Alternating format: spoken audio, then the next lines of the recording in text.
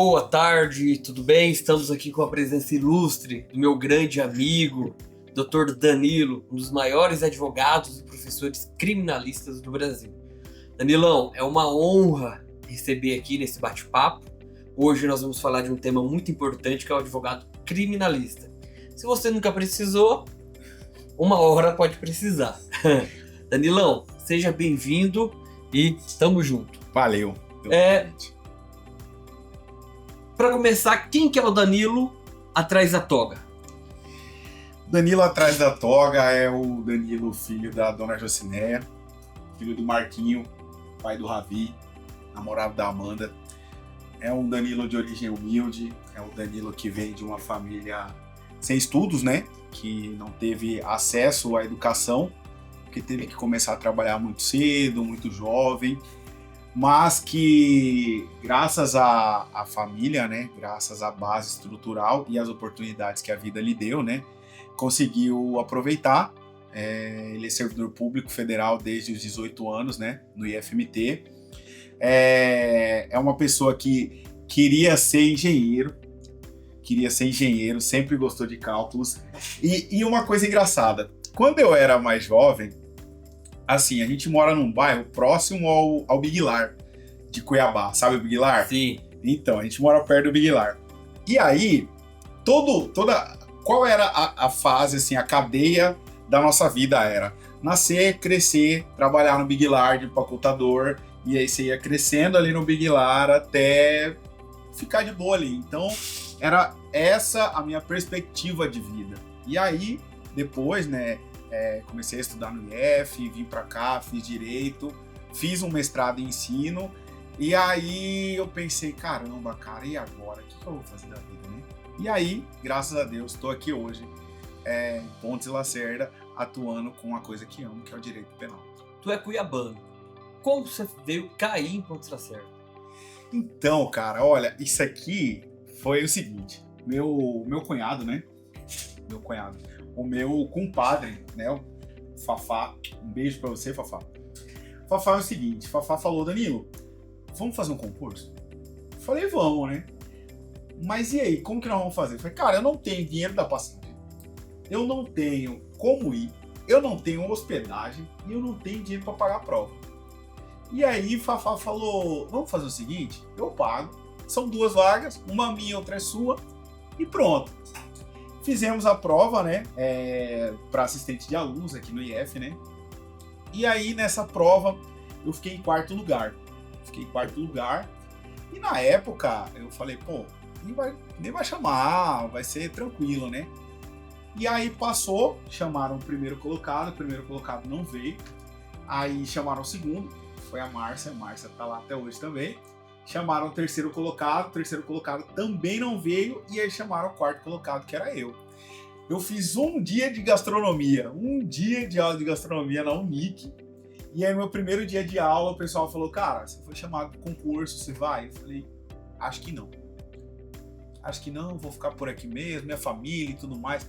Você imagina, 18 anos, tu mudar para uma cidade a 400 e poucos quilômetros, a gente fez uma cotinha, cada um juntou um dinheiro ali, deu R$350 de grana.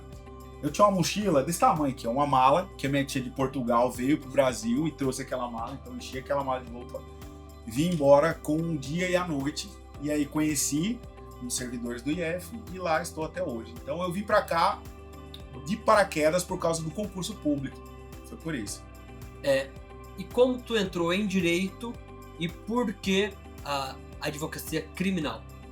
Então, eu cheguei no direito, cara, por acaso também. É tudo Deus, né, cara? É uma parada assim. Se você perguntasse pro Danilo, lá da adolescência, que estudou no IF, você estaria hoje em Pontes e Lacerda, advogando, pegar ou largar? Eu não sei se eu pegaria, sabe? Mas aí eu vim pra cá, pro Pontes e Lacerda, né? Fiz o concurso. E quando eu soube que eu passei no concurso, eu soube que aqui tinha o NEMAT. Então, na Unemat, eu fiz a prova, né? Eu queria fazer zootecnia, porque eu sou agrimensor, né? De formação no IFMT. Agrimensor, para quem não sabe, é medir terra, essas coisas assim. E aí eu falei, cara, agronomia, zootecnia tem tudo a ver com agrimensura. Vou fazer agrimensura. Minha sogra falou, o leque para direito é um pouco maior.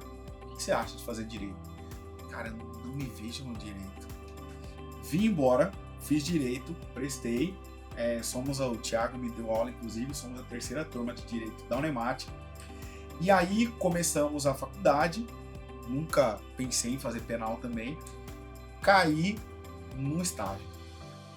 E essa questão de Deus eu sempre falo muito, porque eu sou suspeito a falar, sabe?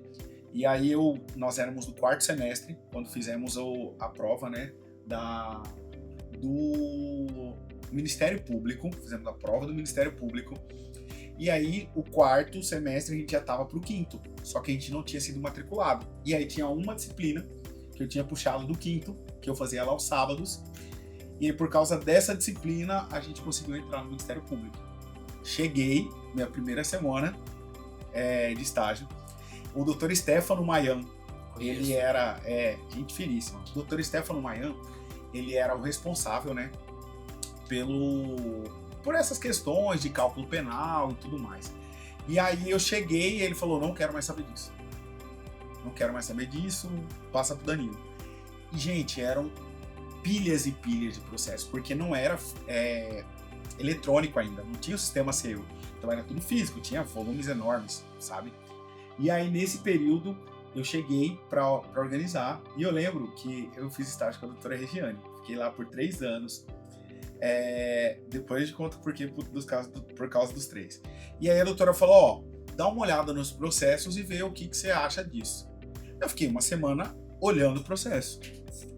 Chegou sexta-feira, a doutora falou, e aí, você fez as manifestações? Eu falei, não era só pra olhar os processos? Então eu tava olhando os processos. Eu chegava todo mundo e ficava, oi. Eu pegava os processos e ficava ali, lendo, floreando, mexendo. E acontece que, infelizmente, eu não fiz petição nenhuma. E aí foi onde eu caí na execução penal, né? Precisei tomar algumas porradas, sabe? O Ministério Público foi algo assim fantástico na minha vida, uma escola maravilhosa, uma escola incrível. Lá eu aprendi boa parte do que eu sei de execução penal. Tenho muito carinho pela Aline, tenho muito carinho pela Juliana também, Dr. Frederico, Dr. Regiane, Dr. Paulo, enfim, Laís, todos que passaram por ali, que me ajudaram muito, inclusive a Carla, que estagiou comigo também. Legal. Você lembra do primeiro caso criminal que te marcou? No estágio ou na advocacia? O que tu acha melhor? Eu lembro do meu primeiro júri, participando com a doutora Regiane. Foi um júri, a Vila Bela, e para vocês terem uma noção como é a preparação do júri, né? A gente se organiza, os estagiários ouvem os áudios, transcrevem, sabe? A gente vive aquilo lá, a gente fica, pô, esse cara é culpado. Não, esse cara não é culpado. Não, sabe? A gente vive aquilo lá, você fica bitolado. E aí eu sempre fui badeco. Então eu falava, doutora, você vai no presídio? Me leva. Como no MP. No MP. Então no você, MP. ali nesse primeiro júri, foi como órgão acusador. Sim, como órgão acusador. E aí eu falava, doutora, vai para um júri? Me chama. Vai para tal lugar? Me chama. Então eu ia para todo lugar. Todo lugar eu ia. E aí nesse júri, foi um júri contra o Dr. Bosquese, Ricardo Bosquese, que deu aula na Unemate, inclusive. Bosquese é contemporâneo na Unemate. O Bosquese, ele é um cara assim fantástico. Só abrir um link aqui. Hoje eu sou gestor, né? Tem uma rede de escritórios e advogados e direto o contrato. Constantemente nós estamos contratando estagiário e etc. Sim. Cara, a maioria das pessoas, elas não sabem nada, tá ali iniciando a carreira e quer apenas sentar, fazer algumas coisinhas e não resolver nada. Uhum. Você falou que você foi badeco. Na minha época, eu também fui muito badeco. E fazia questão de ser. Eu sempre fui muito curioso na questão do bom sentido. Uhum. Eu falava pro meu chefe, cara, tem alguma peça pra fazer? Eu já terminei aquela. Me passa outra. Por que o direito fala, nesse livro fala dessa forma e nesse livro fala de outra? Quando eu fui estagiário de juiz, cara, eu falei, doutor, deixa eu fazer audiência pro senhor. Aí acabava a audiência, eu falei, doutor, como que foi na sua visão, qual que foi a atitude, o erro daquela advogada? Um dia eu trabalhava com o doutor Cássio, um grande juiz mesmo, muito técnico, certo? Chegou uma advogada mascando chiclete. Ela chegou muito, muito, como é que fala? Aquela soberba, sabe? Mascando chiclete. A audiência foi de 30 minutos. Ela mascou chiclete. A audiência toda foi embora. O Dr. Lucas falou, Thiago, nunca faça isso. Isso é falta de respeito. Entendeu? Ele falou outras coisas também, etc. Então, só fazendo um gancho que você falou, hoje eu tenho resultado, hoje você tem muito resultado, mas por quê? Porque nós sempre fomos curiosos, querendo aprender. O nosso objetivo sempre foi aprender e servir, entendeu? Continue. Sim, é aquela coisa, né? A gente tem que fazer sempre com intensidade o que a gente está organizando, né? O que a gente se propõe a fazer. Então, nesse júri, eu vivenciei aquilo. Eu falei, pô, caramba, cara, esse cara é culpado, meu Deus do céu, enfim. Inclusive de uma pessoa que eu conheço. E aí, chegou de manhã, o Dr. Ricardo arrebentou no júri. Ele arrebentou no júri. Ele é muito bom. Ele é diferenciado. Ele pegou uma situação... Inclusive, Dr. Ricardo, um abraço. Um abraço, Bosquese, tamo junto. E aí, o Bosquese pegou uma prova, um laudo, que dizia sobre possível vestígio de sangue, algo assim. Bateu no possível e eu vi o pessoal falando, pode absolver e tal. Eu falei, caramba, cara, que doideira. E aí a doutora chegou pra mim e falou assim, doutor, pra quem que você tá torcendo? Pra mim ou pro seu professor? Caramba, ali me pegou, sabe? E aí eu lembro que eu falei assim, doutora, eu tô torcendo por você, porque eu sei que ele é culpado. Mas o que eu ouvi hoje foi sobre absolvição. Então, a gente vai ter que bater em algumas outras coisas para que ele seja condenado. E aí a doutora voltou assim, sabe? Arrebentando a tarde. Arrebentando. Tanto é que esse júri foi 4-3. Uau! Foi 4-3, por isso que é marcante. E no final a doutora falou assim, você achou que eu ia perder, né? E aí a gente deu risada junto, voltamos embora. E foi assim, algo inesquecível na minha carreira. Aquilo eu vi assim, que pessoas que muitas vezes a gente, como órgão acusador, acredita que seja culpada, a depender daquelas provas ali, a gente consegue a absolvição. Fantástico. O que mais as pessoas se enganam quando fala de direito penal ou o trabalho do advogado criminalista?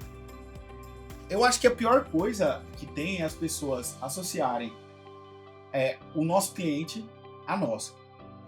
Por exemplo, não é porque eu atuo num processo de estupro que eu compactuo com pessoas que estupram. Não é porque eu trabalho num processo fazendo júri com questões de homicídio, delitos contra a vida, que eu sou a favor de se retirar a vida de alguém. Pelo contrário, todos nós merecemos, sim, defesa. Porque, como eu estava falando com o Dr. Thiago aqui, tem situação que você, como advogado, tem que se... O meu CPF é um, meu CNPJ é outro. Em crimes contra a dignidade sexual, eu tenho que saber separar meu CPF do meu CNPJ.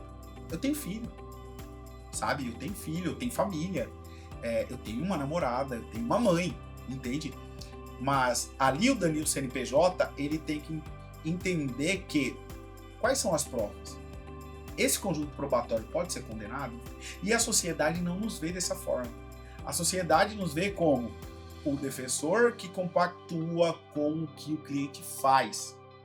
E isso é algo extremamente perigoso. Por que é perigoso? Porque eles trazem para nós essa carga. E quem de nós aqui não comete crimes? Quem? Quem aqui não compra um produto pirata no camelô?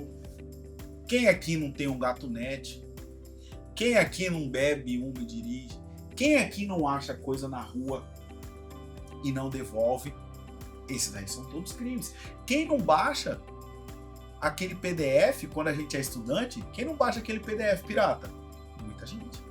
Então, nós não podemos colocar no mesmo bolo os advogados e seus clientes. Tudo bem? A gente trabalha para que todos tenham um processo justo e cumpra uma pena de maneira justa. Nada mais do que a pessoa deve. Perfeito. Quais são os maiores desafios de quem atua na área criminal hoje no Brasil? Os maiores desafios de quem atua na área criminal hoje são, para mim, particularmente, né, além do direito penal inquisitório por parte de boa parte dos juízes, não absolver diante da insuficiência de provas. Muitas vezes a palavra policial e a palavra da vítima tem um peso enorme no processo penal. Inclusive em casos mirabolantes. Eu tenho uma situação que eu passei com o cliente foi preso por 1 centigrama de cocaína. É você pegar um pacote de sal, dividir por 100 e você revistá-lo, ver isso, revistar uma casa de onde ele estava saindo por causa dessa situação. E ele ser condenado por isso. Depois o tribunal reformou. Mas isso é muito grave. Violações a domicílio graves. E o direito penal inquisitório, no qual o juiz ele não deve ser protagonista do processo penal. O juiz ele deve presidir, mas não ser o protagonista. O juiz não deve ter o papel da promotoria pública. Juiz ele tem que presidir. Muitas vezes nós vemos juízes que eles participam da investigação, juízes que participam também da coleta de provas, isso não claramente no processo, isso a gente está falando entre outras situações. E aí o juiz ele já vem do seu convencimento. Como é que ele vai analisar algo se ele já está convencido que a pessoa é culpada? O réu já está condenado antes de começar o processo. É um processo fadado à condenação. É um processo fadado à condenação. Que quando chega muitas vezes ao tribunal, o tribunal fala, opa, peraí. Não é possível. Então, o que nós vivemos hoje, que eu vejo, são esses dois pontos. Condenações sem as devidas provas, nas quais valoram muito a palavra da vítima e a palavra policial, e a questão do juiz querer ser a celebridade, o bicho da goiaba do processo. Como é que você lida com o julgamento social? O advogado criminalista advoga só para bandido. Cara, eu brinco muito com a minha mãe e com algumas pessoas, né, que tinham um certo preconceito quando eu comecei a trabalhar com isso. Eu vejo por parte de muita gente que é assim, esse cara aí é advogado de bandido, ou advogado de porta de cadeia. Gente, eu não sou de porta de cadeia, eu sou de dentro da cadeia. Eu amo estar lá na cadeia, passo lá dentro. Pai, toda sexta-feira eu tô lá. Chego lá, aí eu tenho um cliente que ele é da cozinha.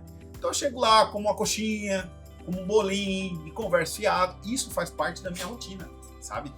Eu não vejo essa situação de uma maneira pejorativa, apesar das pessoas chamarem a gente de uma maneira pejorativa. Ninguém chama ninguém de advogado de porta de cadeia à toa, sabe? Ninguém chama isso pra falar, pô, tu é bom. Só que tem um outro lado. Inclusive a gente tava conversando sobre, né? Esse final de semana eu fui a uma loja lá em Cuiabá, e aí chegou uma família e trocou uma ideia comigo e falou assim, caramba, tu é o cara que posta nas redes sociais. Pô, esse cara é advogado. Pô, eu fiquei muito feliz. Por quê? Porque a sociedade, ela reconhece o nosso trabalho também, sabe? Eu fico muito feliz, muito mesmo, quando, apesar de ser mais difícil também, né? Mas quando é algo com uma pessoa próxima. Poxa, essa semana teve uma soltura que foi uma das mais importantes da minha vida. Uma pessoa muito próxima a mim, sabe? Que a gente conseguiu fazer uma revisão criminal e que essa pessoa fosse reinserida na sociedade, entende? Então, isso é muito importante.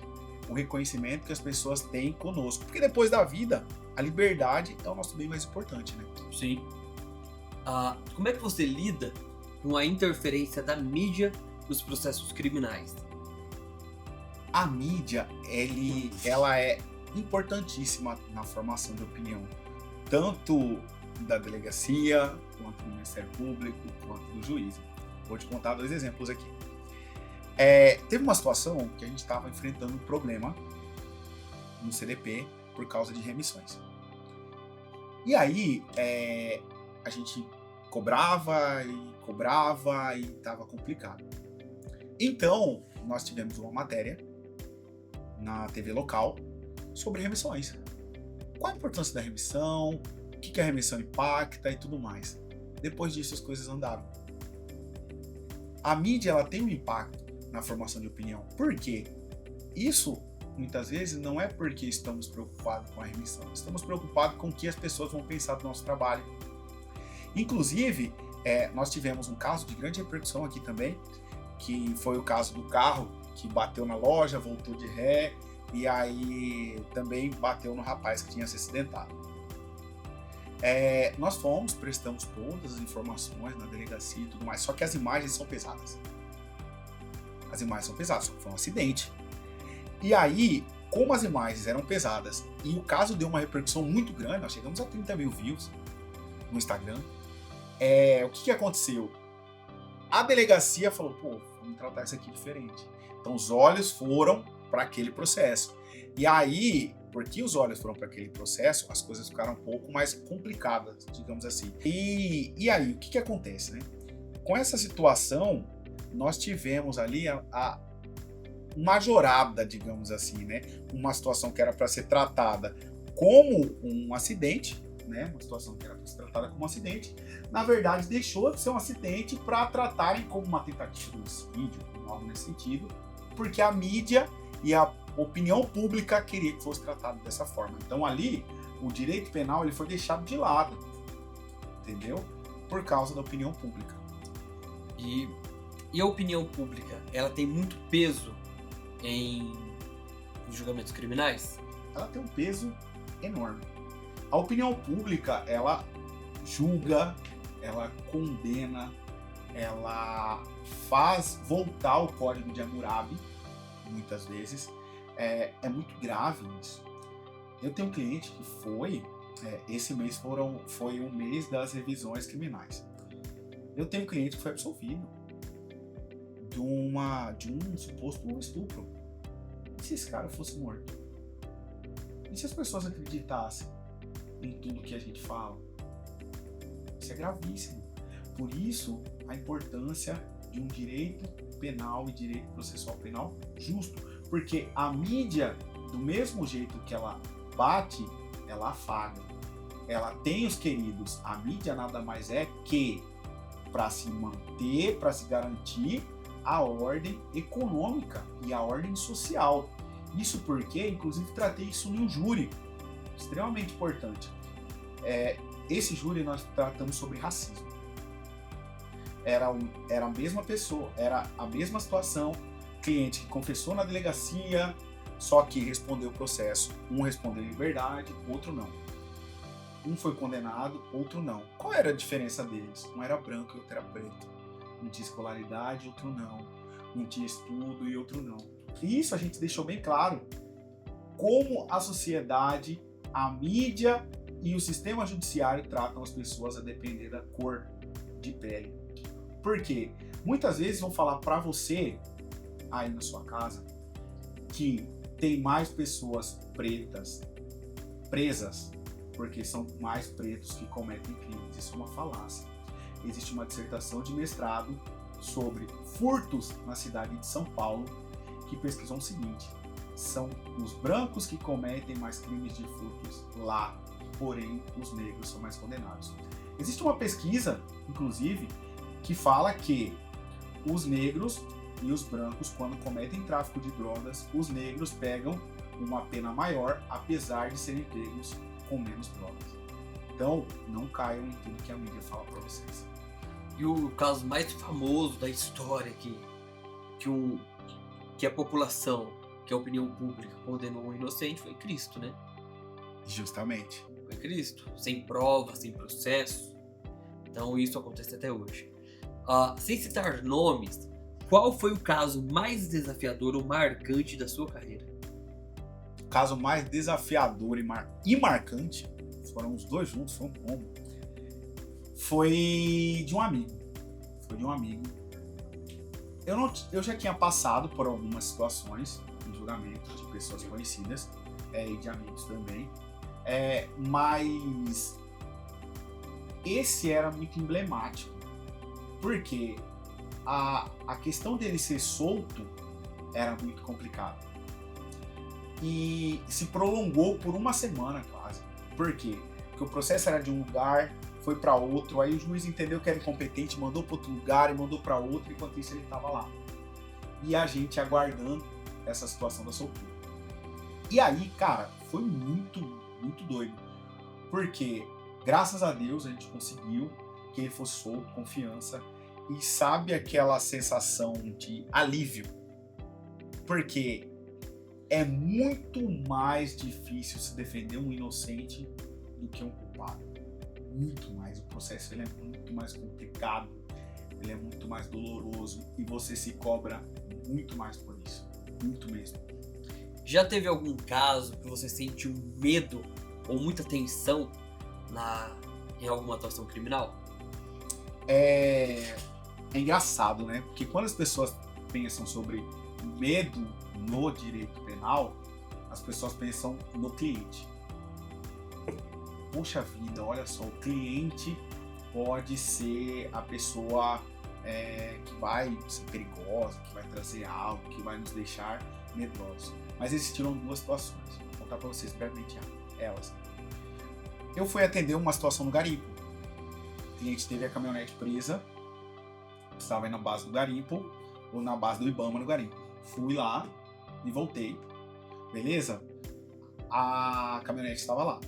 Só que um rapaz tinha esquecido uma carteira lá e precisava dessa carteira. Então eu voltei lá para ver como podia pegar essa carteira. E a pessoa mandou eu voltar aqui para Lacerda. Conversei com a pessoa responsável. Ele me disse assim: doutor, agora a gente não pode ir lá, mas amanhã você vai lá. Eu vou só te passar o horário que fica melhor, tá bom? Pegou meu telefone aqui. Quando eu voltei lá, meu amigo, foi um tratamento de choque, entendeu? Desculpa até o palavreado, eu só não caguei porque eu não tinha comido nada de manhã, só não caguei na roupa por isso. Porque, meu irmão, arma, revistou meu carro, revistou tudo, o que eu tava fazendo lá, sabe? E foi bem, bem tenso. E aí eu falei, cara, nunca mais eu volto aqui nesse lugar. E muitas pessoas me perguntam, do que eu tenho medo? Eu não tenho medo de cliente, eu não tenho medo da sociedade me julgar. Eu tenho medo, às vezes, da minha situação em alguma abordagem policial. Porque o que eu passei esse dia, pô, você tá doido. Doido. E teve um outro processo que o cliente era inocente também. E aí tinha uma outra pessoa que não tinha nada a ver, só que também estava ali no rolê do júri. E aí eu precisava fazer uma defesa que não jogasse para ninguém e fosse só pro meu cliente. E aí essa defesa foi muito difícil. Por quê? Porque essa pessoa, ele queria me contratar, o outro. E aí não deu certo, o meu cliente me contratou. E ele me confessou que no dia do júri, o rapaz falou assim, uai, e aí, o que você vai falar? Aí ele falou, vou falar isso, isso e isso. Que eu conversei com o meu advogado e isso que eu vou fazer. O cara falou, mas tá louco. Não. Rapaz, você vai fazer isso. Ele falou, cara, eu vou fazer. Eu conversei com o meu advogado, eu confio no trabalho do meu advogado. Ele estudou pra isso. Eu vou fazer isso. E aí, a gente foi e fez o júri 4-3. 4-3 mais emocionante da minha vida. Você condena sim, não, sim, não, sim, não, sim. 4-3 é difícil, cara.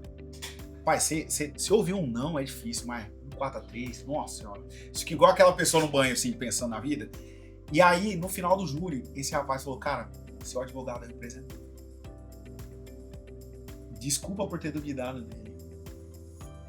Porque ali foi algo que eu, mesmo com medo, consegui desenvolver um trabalho.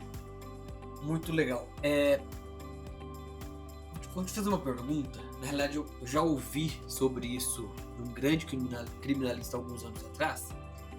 Todo mundo que tá preso é criminoso e é bandido? Então, Thiago, muitas pessoas estão presas ali preventivamente. Existe a prisão pena e a prisão preventiva. A pessoa que está presa preventivamente, ela não pode ser considerada criminosa nem culpada. A Constituição diz que ninguém será considerado culpado até que se transite em julgado. A prisão preventiva, ela não é regra, ela é exceção. Porém, no Brasil, muitas vezes ela vira regra. Então, muitos dos que lá estão presos preventivamente. E isso aí é muito grave, muito complicado.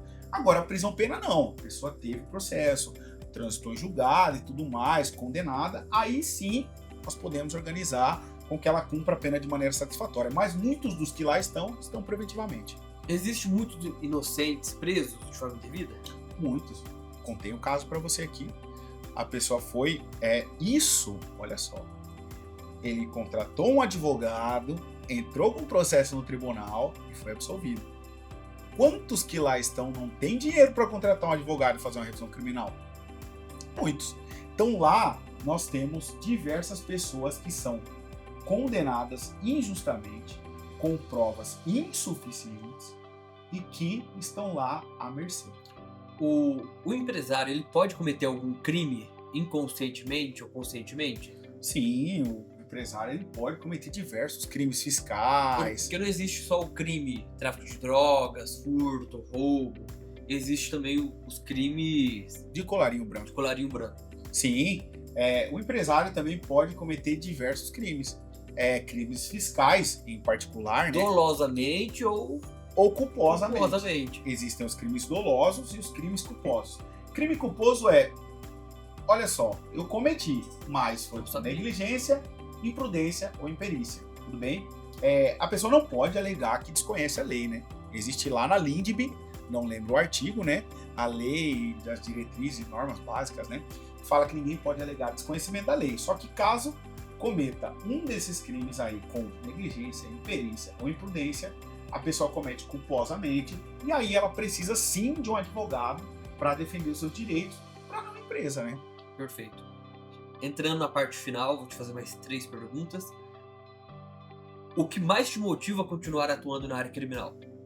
O que mais me motiva a atuar na área criminal é o dinheiro. Boa! Advocacia por amor. Advocacia por amor. Qual conselho você daria para os jovens advogados que querem atuar na carreira criminal?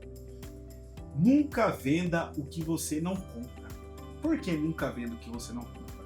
Não prometa algo que você não pode cumprir. Trabalho você pode cumprir. Resultado você não pode cumprir. Isso depende de uma quantidade enorme de circunstâncias aí para você conseguir. Muitas vezes eu não consigo um resultado bacana, o Dr. Tiago, só porque a gente é bom. A gente consegue resultados bons porque às vezes é o dia do juiz, às vezes é o dia da promotoria, às vezes é o dia da situação em si.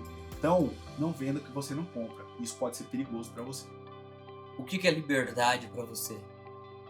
A liberdade, para mim, hoje, é eu poder fazer as coisas que eu quero com a minha família, é eu poder curtir a minha namorada, é eu poder curtir o meu filho, eu poder curtir a minha mãe, meu pai também.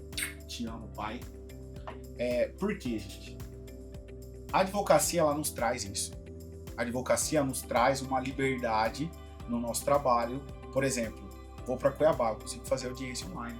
Eu fiz uma audiência presencial até hoje na minha vida, não sei você, mas fiz só uma. Então, ela traz uma liberdade geográfica, ela traz uma liberdade financeira, entre outras coisas. Então, a liberdade para mim hoje é poder curtir tudo isso com o que a advocacia me proporciona. Lembrando que ainda sou servidor público, de lá ainda vem a minha questão de segurança, mas a advocacia foi o que me proporcionou muita coisa. Finalizando, ser criminalista é? Fantástico. Fantástico? Fantástico. Levar para as pessoas um pouco de esperança quando elas não têm mais nenhuma esperança.